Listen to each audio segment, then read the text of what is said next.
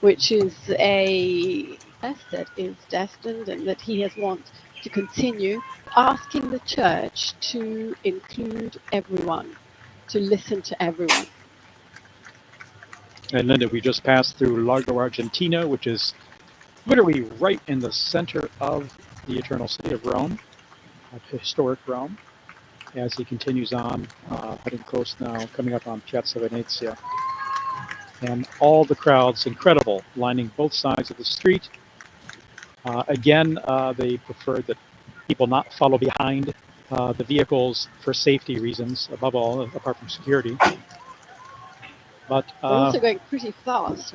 yeah, they're moving a little faster, but people are getting a good view of all. And just wanted to mention, you were mentioning the Pope appeals for peace. That drew a lot of applause during the Mass, the Requiem Mass, when Cardinal Ray spoke about that, saying how much the Pope has appealed for peace, worked for peace, appealed to the consciences of all people to do their utmost to bring peace in our world. And that brought rounds of applause from the crowds in the square.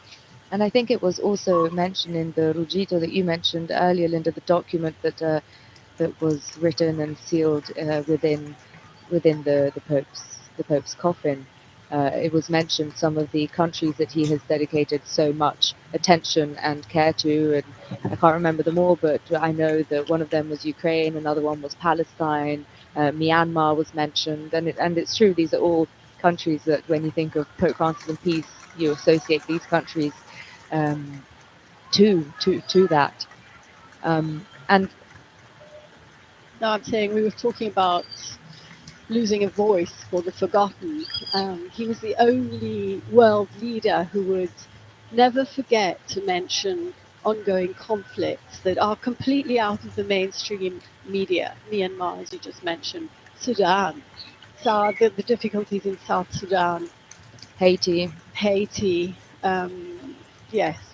And countless, the list is really, unfortunately there are so many that we don't talk about as much as we should. Here we are in Piazza Venezia. This is the altar to the fallen soldier. And there are people all going all the way up the steps. Big crowds there, big crowds. The larger area open there. And now we're going to start going down what is personally one of my favorite places in Rome. It's the road that runs through the Roman Forum with Imperial Rome on both sides.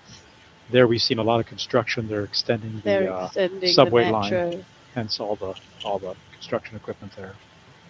But can I say Rome is becoming more and more beautiful as works are ongoing to bring out its best, and there's so much that's layers and layers of history. Let's think of how much Pope Francis loved being among the crowds, and in a special way, he's here with everyone turning out, and his spirit is present here in a way in greeting and blessing the crowds, I'm sure. It's so lovely also that he wants to be, that he obviously feels Roman. He's Argentine, but he's Roman. He's the Bishop of Rome. He's said it so many times, and his devotion to the Salus Populi Romani is so significant as well. Even his parish visits that he would make on occasion, he would go to the most remote parishes, the ones really on the outskirts of the city. The idea of being to reach out to those who may have the least chance of seeing him or expecting to see him. That was his style. And he'd go without a prepared text to engage in real conversation. I was speaking just yesterday or the day before yesterday to the international director of JRS, the Jesuit Refugee Service. And he was saying he'd pop into the Jesuit house in Rome and sit down and chat with them, and even about, like events that were coming up that had to be scheduled or had to be prepared. But he said he'd invariably come open to dialogue, open to listening to what others had to say. In fact, Brother Michael Schiff said he wanted to hear what other people had to say. Seeing these stunning images as he heads towards the Colosseum. We've just gone through the Roman Forum there. And the crowds are thick on either side there. We're going to have some nice images of the Rome's ancient Colosseum coming up, where he wrote, shortly before he died, the meditations for the Way of the Cross. The Way of the Cross on Good Friday, the Stations of the Cross, takes place there at the Colosseum in a very symbolic and suggestive way, in remembering Good Friday and those who suffered and died. He actually wrote the meditations himself this year. Very often they are written by groups of people, like symbolically, like by widows or war veterans or refugees. This year he wrote them, and he dedicated this year's meditations to the need for just economy, the need to bring global justice to every person, every human being in the world, as we are called to recognize the inherent dignity of all.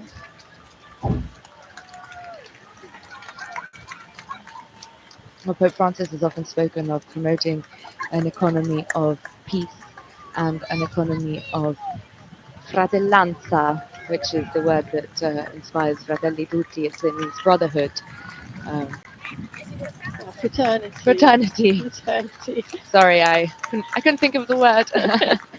An economy of fraternity, and it is bringing together a lot of the things that we've spoken about. It's bringing together the poor and the marginalized and the people suffering on the other side of the world, in our case, us being here in the Vatican, who are suffering war, and often they're countries who are suffering economically, and it's calling to action and to responsibility the countries that can help. Exactly. Denouncing the great divide that there is between the rich and the poor. How often has he said all the food that gets thrown away by affluent societies would be more than enough to feed the millions and millions of hungry people in the world. And here we have a view of the Colosseum as he goes up via La Bicana.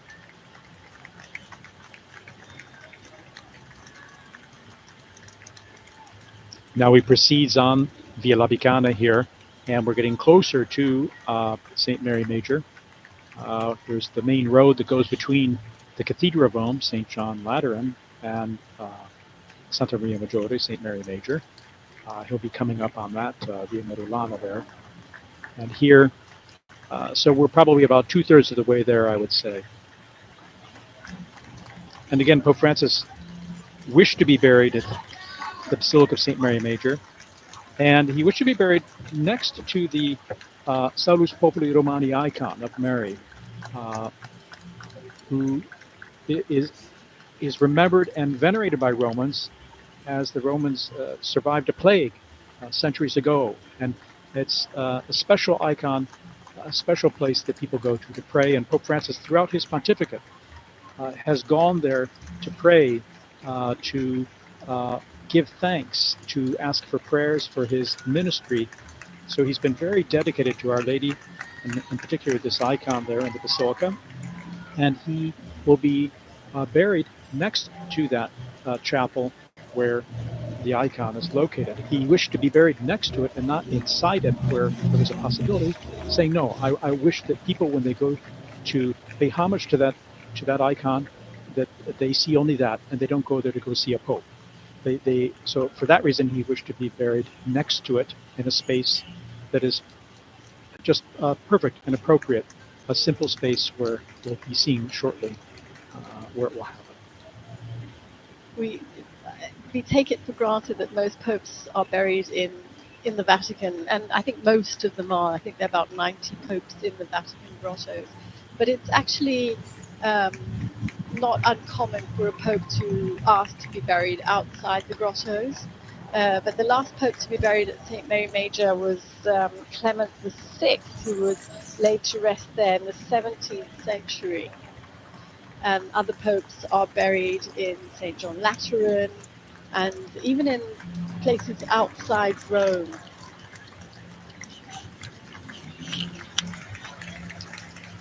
In fact, Pope Francis has visited the Salus Populi Romani icon 126 times over 12 years of his papacy.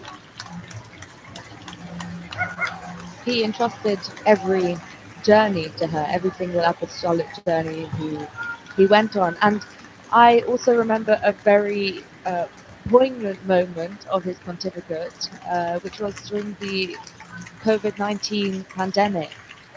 Well, two particularly strong moments from that pandemic, but one of them relating to the icon of Mary Salus Populi Romani.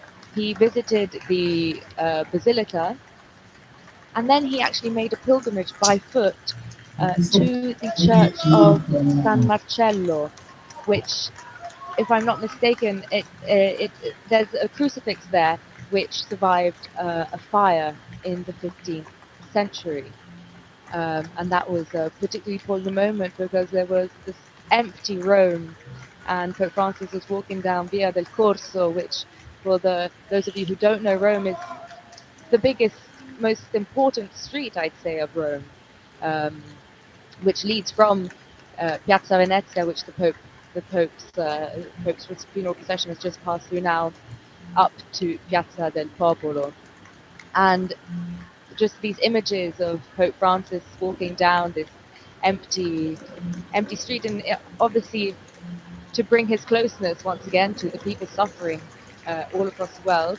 And there was another moment like that, which was the Statio Orbi, which I'm sure you both remember.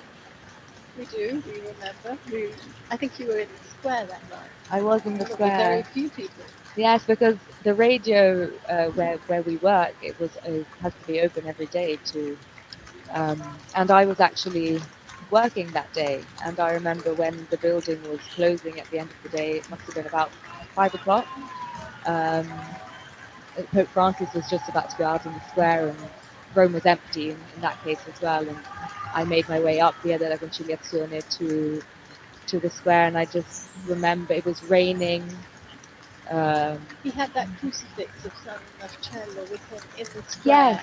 Yes, he did. See, it all comes together. It seems like such a long time ago. Really does. And our television viewers here can see we're back in the sunshine there. We were just on the Via Medulana. We went through a tree-lined avenue, very pretty. And again, crowds on either side. And as the street and sidewalk area opens up, more and more people are packed in there too. Now I know they're going to close the images once he arrives in front of St. Mary Major, who will be carried into the Basilica, but it's going to be a private ceremony there. So we're actually seeing the Basilica right now. He's almost He there. is very He's very close, close. Oh, here he comes here. now. Here he is. The images are being shown from the Basilica.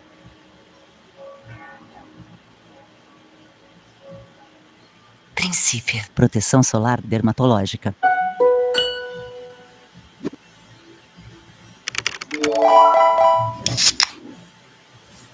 Red Bull te dá asas. I have to say it's a very touching moment. It's almost difficult to know what to say.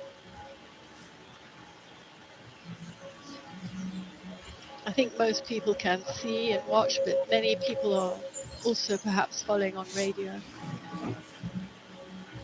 Yes, it is very solemn, it's very sad.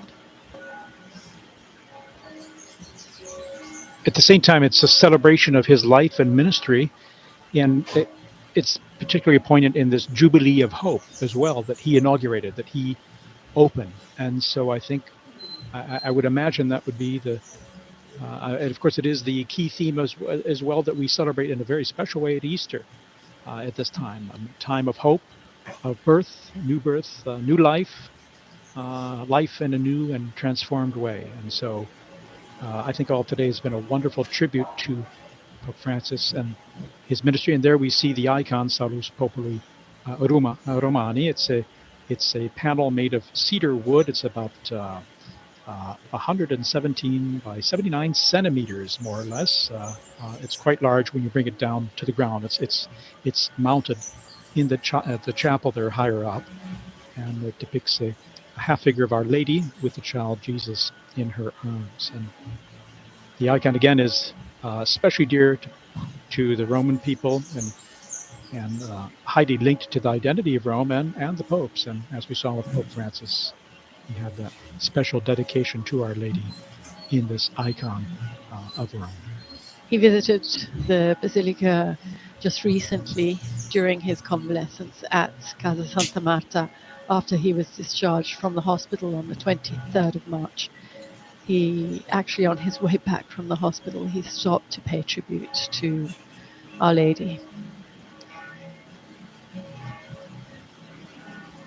We see those arriving, some of the cardinals and prelates who are arriving here for this moment before the coffin is taken into the Basilica for burial.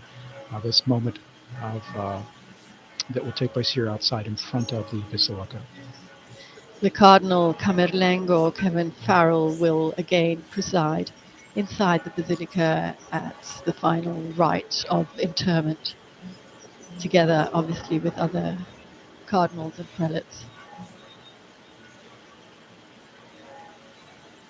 The coffin has been set on a stand. I don't want to call it a catafalque because Pope Francis specifically asked that the whole rite be simplified, no catafalque. So it's on a stand, about to be carried inside this beautiful, beautiful basilica. And if I'm not mistaken, just before his interment, the coffin will be placed for a few moments with the Pope facing the icon of Mary Salus Populi Romani, so that he can say his final goodbye to the Mary to whom he has entrusted himself and the world to so many times.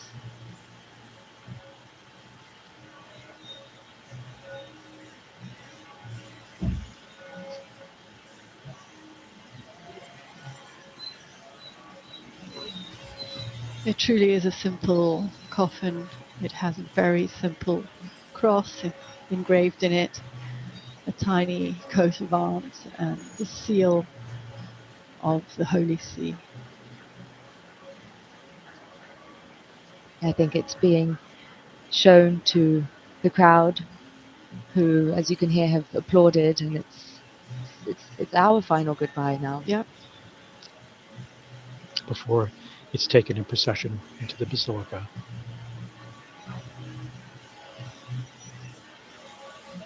We hear the bells tolling.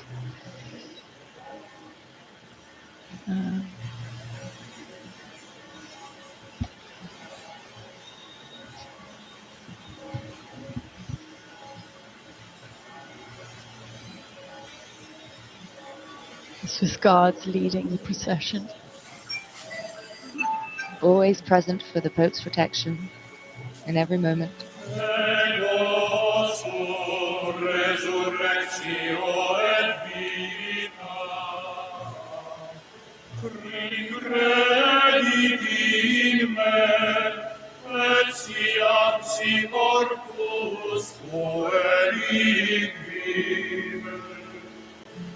Et omnis qui vivit et credit in me, non mori et in aeternum. In exitum Israel de Egipto, nomus Jacob de populo barbaro, ego sum resurrectio et vita, qui credit in me, et siam si mortus fuerit vive. Et omnis qui vivit et credit in me, we're hearing the Sistine Chapel Choir there accompany us as the coffin is being brought in procession into the Basilica, going through the atrium and now into the Basilica to be brought before the icon of the Salus Populi Romani before being placed in the tomb that has been prepared. It's a simple tomb bearing only the inscription Franciscus and a reproduction of the late Pope's actual cross. There we're seeing the icon of Salus Populi Romani in the chapel that will be next to where Pope Francis will be laid to rest.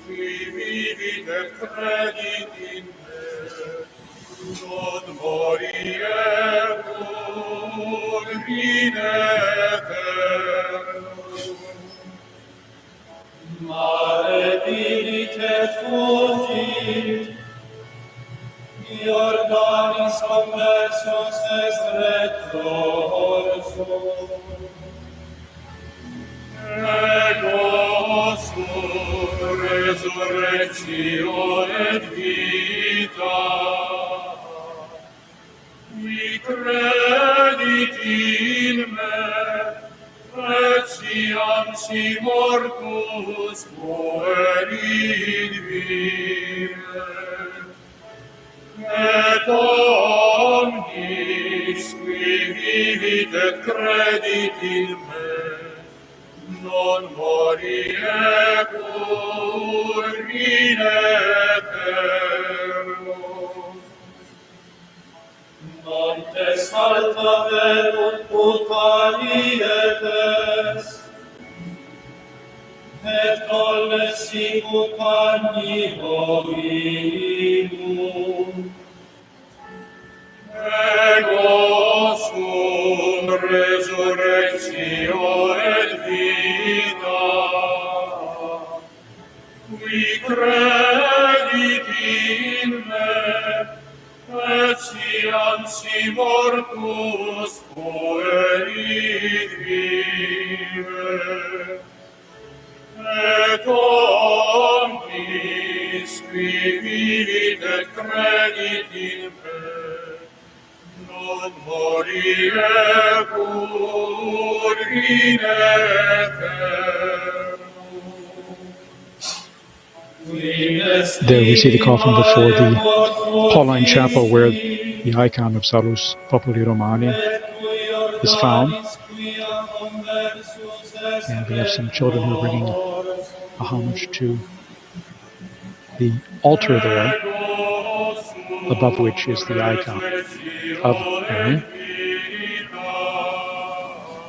Recalling the flowers Pope Francis would bring in homage when he would go there to pray before an apostolic journey or to give thanks or to for special prayers.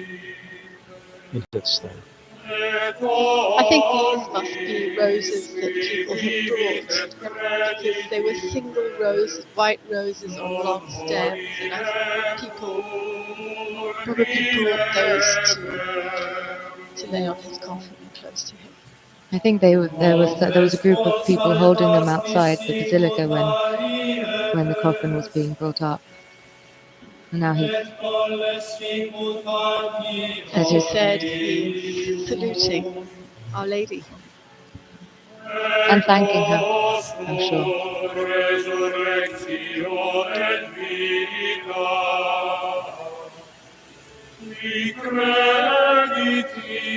And now he's being taken close to the altar of St. Francis. The tomb's located just near there. He'll be taken to the niche of the side beam between, again, the Pauline Chapel and the altar of St. Francis.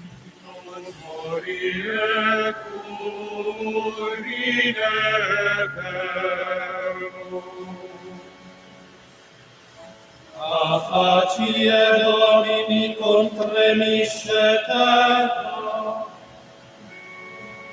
a facie Dei Iaco. Ego sum resurrectio et vita, qui credit in me, et siam si mortus fuerit vive, et omnis qui vivit et credit in me, non moriretur in aeterno. Qui convertit petam in stagna aquarum, et silicem in fontes aquarum. Ego sum resurrectio et vita, qui credit in me, et siam si mortus fuerit vive, et omnis qui vivit et credit in me, non moriretur in aeterno.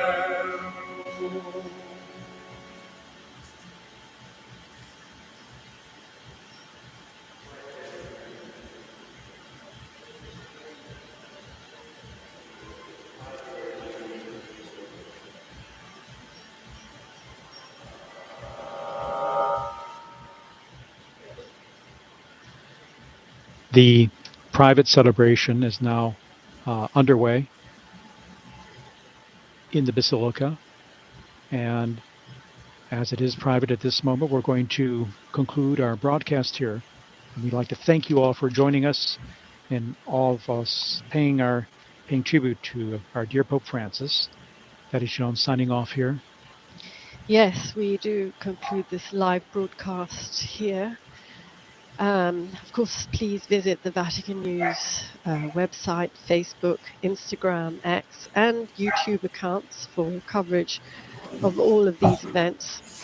Thank you so much, Thaddeus and Francesca, for bringing your witness and your voice. And thank you also to our technicians, our audio coordinator, and to all our media partners, TV and radio, who have made this broadcast possible, and to all of you for joining in. Laudetur Jesus Christus. Praised be to Jesus Christ.